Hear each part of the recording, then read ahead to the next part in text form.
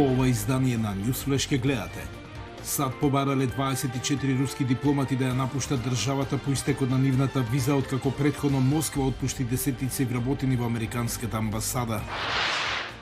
Кои се очекувањата за следните Олимписки игри на единствениот македонски спортист кој се закити со олимписки медал? Интервју со Дејан Георгиевски. Како изгледа местото каде пред една година голема експлозија го потресе Бејрут? Останете со нас и ќе дознаете повеќе. Поздрав од Вашингтон. Јас сум Јован Чономовски, ова е Newsflash на Гласот на Америка на македонски јазик. Рускиот амбасадор во САД вели дека Соединетите американски држави побарале 24 руски дипломати да ја напуштат државата. Потегот доаѓа откако Американската амбасада во Москва беше принудена да отпушти десетици руси кои работеле таму.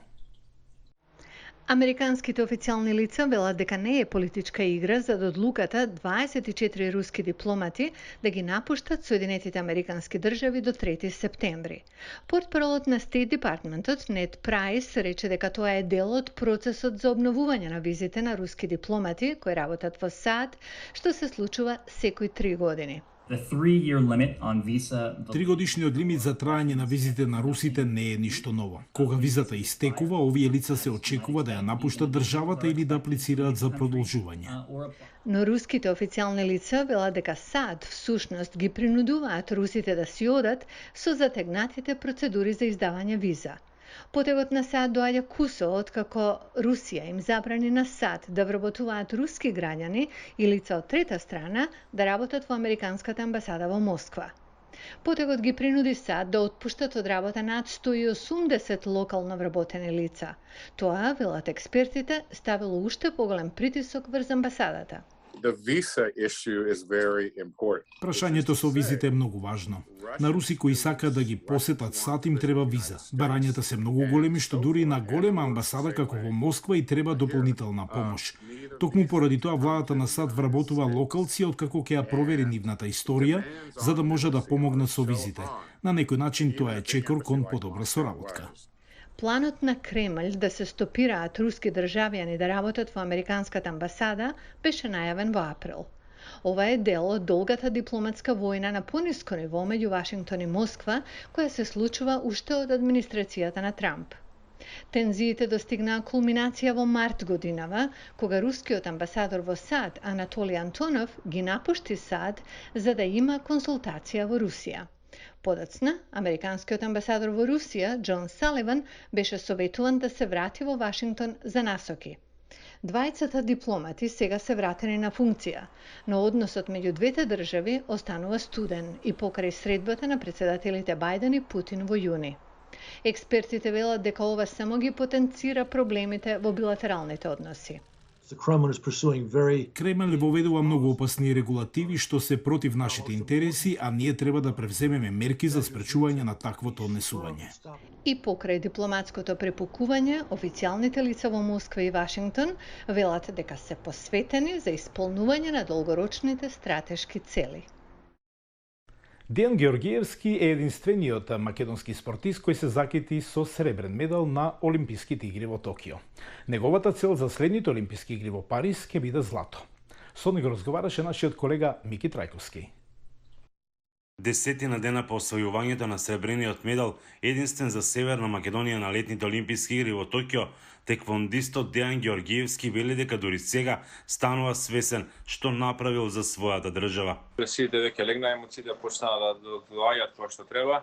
Треба дека ова што направив е историски успех. На Олимпијата заминал со верба дека ќе се врати со медал. Со исполнета олимписка норма вели шансите да освоите едно од одличијата се многу поголеми. Бев сигурен во себе, знаев дека можам. Имавме одлична стратегија која направи тренерот и успеавме да донесеме медал. За жал тоа не е златен, но тоа ќе ни остане уште поголема мотивација за следните Олимписки игри тоа да донесеме златен медал. За успех порачува потребно е многу работа и посветеност, но и голема дисциплина. Па како до тука, тоа е многу тежок и голем процес кој трае веќе неколку години. Ние за ова се подготвуваме веќе 4-5 години, собираме поени и одиме на високи надпревари, да успеавме да стигнеме и високи резултати од големи надпреварувања и да знаете која е вашата цел, да верувате во тоа дека можете да успеете ете јас верував и успеав да се остварам мојата цел. Помошта на државата е неопходна и ја гледа во создавањето на што е можно повеќе млади таленти кои може да обезбедат олимписка норма. А како до тоа?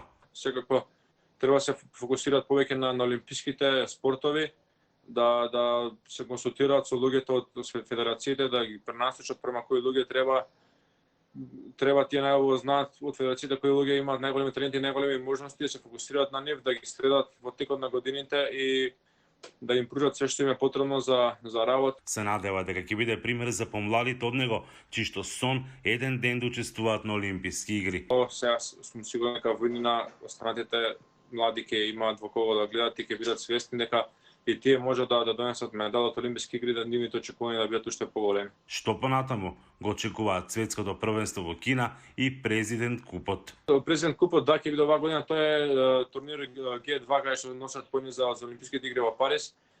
Ние веќе почнаме со тренинзи, работиме, собираме поени. Тоа е еден од надпреварите кои што се собираат поени за Олимписките игри. Сега целта ми е наредните Олимписки игри да донесам златен медал. Дејан тренира теквондо од 2008 година, односно од својата 9 годишна возраст. Од Охрид за Гласот на Америка, Мики Трајковски. Како денес изгледа местото каде што пред една година голема експлозија го потресе пристаништето во Бејрут, каде загинаа најмалку 200 лица, ќе дознаеме од следниот прилог. Во тоа време, паркингот во квартот Гемези во Бејрут попладнето бил празен. Но по експлозијата во пристаништето, во 6 часот и 8 минути навечер, на 4 август, се претворил во центар за спасување.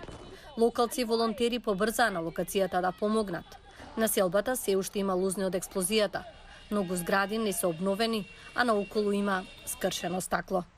Оние кои ги обновија или реновираа нивните домови и продавници го сториле тоа без помош од либанската влада. Ја посетивме Сихан Текијан, пријателско и познато лице од соседството. Текијан не примила помош од владата. Не, ништо. Таа позајмила пари од пријатели од семејството да ги реновира продавницата и домот. Но физичките и психолошките лузни од експлозијата допрва треба да ги излекува. Се уште ги чувствуваме последиците. Се сеќаваме на експлозијата како да беше вчера. Не се заборава тоа. Наила Саба е косопственичка на кафулето и книжарница Алис Букс, што важеше за собиралиште на уметници, новинари и активисти. Таму локални жители и странци работеле во текот на денот, а вечерните часови биле за дружење. Алис Букс беше уништено. Саба собрала пари да го изгради повторно. Имавме многу помош од муштери и пријатели, од луѓе кои слушнале за нас. Не, од владата не. 3 пати беа на увид и ништо. Илјадници се собрале во Бејрут од сите делови на државата за да бараат правда за експлозијата во која загинаа 200 луѓе. Илјадници повредени, а стотици илјади останаа без домовите. Тие зборуваа во поширок контекст за проблемите во државата. Проблемите со кои се соочуваме секојдневно во Либан, фактот што треба да чекаш 4 часа да наполниш бензин, фактот што националната валута падна 15 пати за 3 години, тоа се страшни работи, но не изгледаа шокантни како експлозијата. На познатите скали во Гемези, луѓето ги пишуваат имињата на жртвите, палат свеки, одаваат почит и се заложуваат дека ќе се борат за правдина. Но ланската експлозија го промени квартот за секогаш, од едно од најавангардните места во градот во едно од најстрашните запуштени места, на кое ќе му треба време да застане на нозе. И тоа беше се во издание на Newsflash на Гласот на Америка на македонски јазик. За повеќе информации следете на социјалните мрежи. Се гледаме повторно во понеделник, а до тогаш имајте убав викенд. Пријатно.